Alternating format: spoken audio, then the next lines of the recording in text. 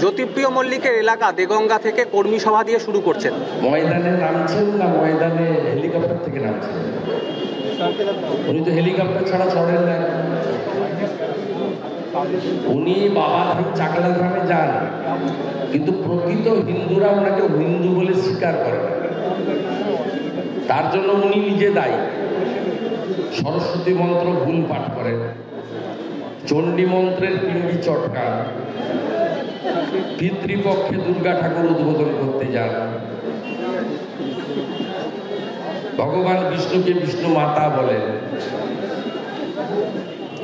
গীতা পাঠের দিন টেট পরীক্ষার আয়োজন করেন, বিজয়া দশমীর দিন বিসর্জনের ডেট চেঞ্জ করে দেন।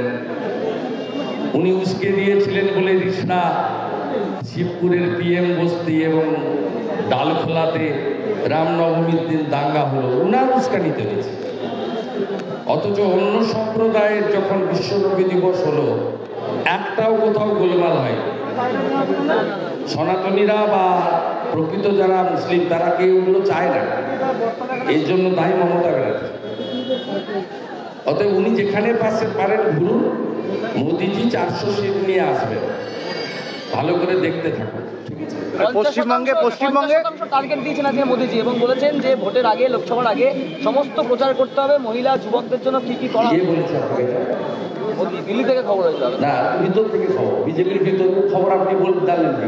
দিল্লি থেকে খবর হয়েছে, দিল্লি থেকে খবর তো উত্তর না, আমি বলছি পশ্চিম ডিসিপ্লিন ক্যাডার বিজেপি। দাদা, এই যে কুণাল ঘোষের পার্টির ইন্টারনাল মিটিং সাংবাদিকরা বললে উত্তর আপনি পাবেন।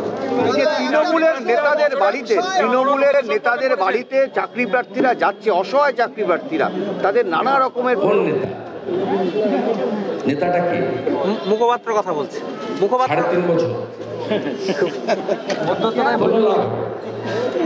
1 ফেব্রুয়ারি পর্যন্ত দেখতে থাকবো যে ছেলেগুলোকে চাকরি দিবে বলে ডেকে নিয়ে গেছে। চাকরি দিতে পারবে না।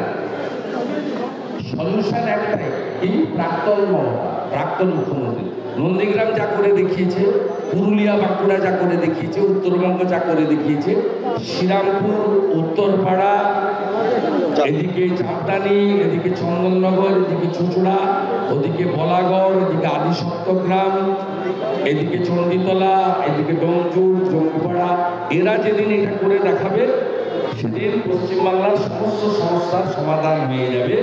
মমতা ব্যানার্জিকে প্রাক্তন করাই হচ্ছে অনলি মেডিসিন।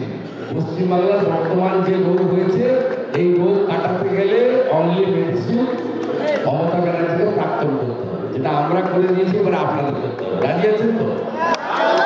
আমাদের ভিডিও ভালো লাগলে লাইক এবং শেয়ার করুন। কমেন্ট সেকশনে গিয়ে জানান আপনাদের মতামত।